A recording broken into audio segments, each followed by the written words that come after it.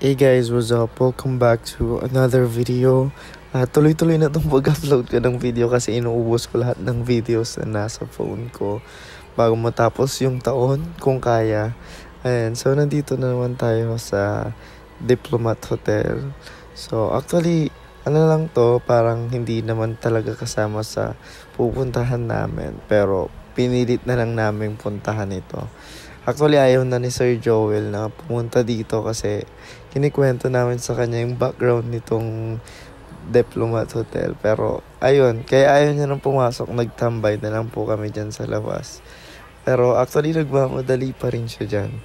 Pero, guys, super ganda pa rin naman dito sa paligid nito kahit sa labas lang, guys.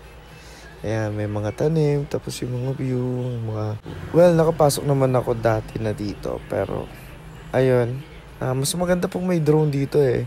So, ayun, share ko lang to guys.